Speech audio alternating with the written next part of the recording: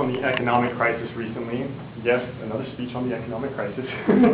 Now, how many of you have been directly affected by the economic crisis? In your retirement fund or your mortgage, you lost your house? Now, everyone's talking about it, right? The presidential candidates talk about it, your coworkers talk about it, your friends talk about it. Everyone's been hit either directly or indirectly by the economic crisis. Now, there are a lot of ideas out there on how to fix this. It creates a lot of confusion because you hear so many different things. What's the answer? What's the solution? And there are many short-term fixes to this. You can talk about tax credits. You can talk about the bailout. You can talk about somehow pumping energy back in the auto industry. But these are all short-term fixes. What I think we need to focus on are the long-term fixes. Now, the long-term fix right now, I think, is the same long-term fix we had during the Great Depression in the 1930s. It's the same fix that Korea and Japan used in the 1950s, and that is jobs, but not just jobs, the right jobs. And I'm going to take that one step further and suggest a three-pronged approach. I think the proper education and the proper infrastructure will lead to jobs, so we need to focus on those three things.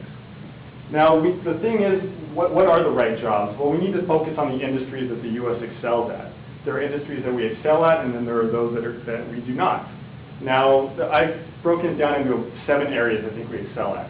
And the first area, I believe, is defense. Now, a huge proportion of our budget goes to defense every year. And this employs millions of people. You have not only the enlisted, but you also have the civilians that work there. And then you have the defense contractors, which I work for, that employ millions of people also. So defense is a major industry, and I know for a fact that my company produces products not only for the U.S. military, but also militaries worldwide. So, and all that money comes back to the U.S. So defense is not going to go anywhere for a long time. It's going to be here for a while, and I think that is a promising industry for job growth in the future. Second is agriculture. Now, if you've ever flown daytime across the country, you look outside the plane, you see nothing but farms forever. We excel at agriculture. We provide a large proportion of food to the world. We've got it down to a science. We have scientists working all the time on improving ways to grow crops and to raise livestock. So agriculture is not going to go anywhere. We're always going to need to eat, and that's an area that we excel at very much. Entertainment. Entertainment industry is a worldwide industry. I'm not talking about just film and television, but also periodicals, print media, magazines. There are a variety of different types of entertainment. Tourism is even a type of entertainment. And tourism probably isn't going to go anywhere anytime soon. So that's another industry. Fourth is finance. The finance industry. Wall Street is not doing too good right now, but for the most part, it's a world icon. We provide loans to the world. We provide loans to everyone in this country that needs to buy a home or student loans. Finance is a very promising industry. It's obviously not going to go anywhere. And I think the U.S. dollar is going to continue to be a strong currency in this country and the world. The fifth industry, I think that's very promising, is technology. Technology includes software, it includes electronics, it includes pharmaceuticals, it includes any type of science or math. Now, obviously, Silicon Valley is a major world player in technology. That's an industry that's very promising for students that want to get into that field. It's not going to go anywhere. We're going to excel in this industry. And the sixth thing, I think, is education. Now, one of our presidential candidates so aptly indicated that the U.S. is the envy of the world when it comes to education, and that's correct.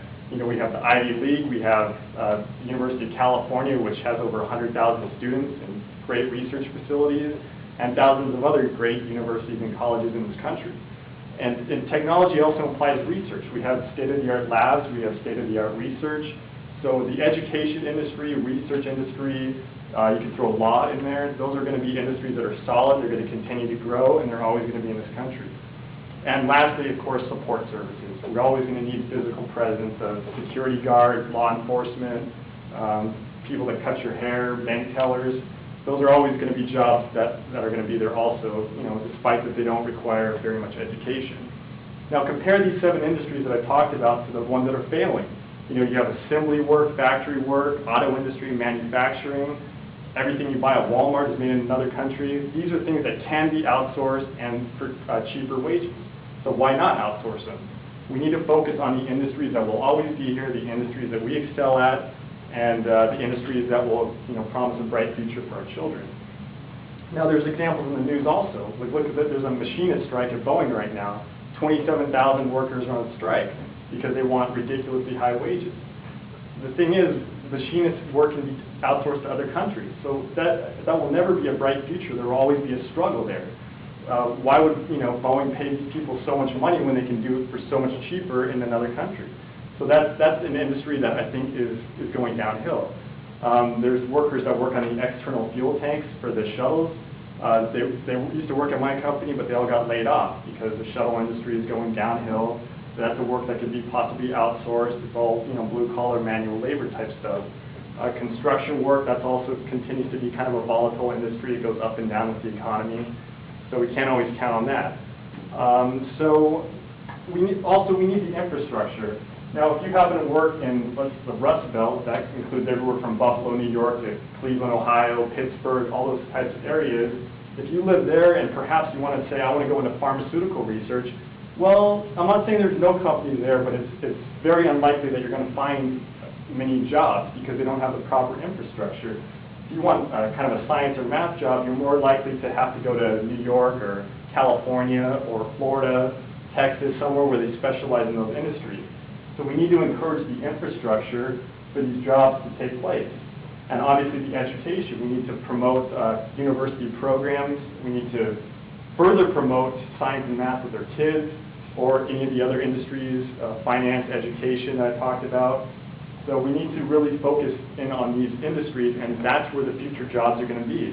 And until we can establish that, these people in industries that are failing, that can be outsourced, they're going to continue to suffer. There aren't many answers to that, and that's how capitalism works. We need to businesses need to save money so that we all pay less and our dollar goes further. So like I said, there's going to be suffering until we can promote and encourage job growth, university programs, education, and with that, we'll all have promising futures, and I think this is the only long-term solution to this problem. Thank you very much, Mr. President.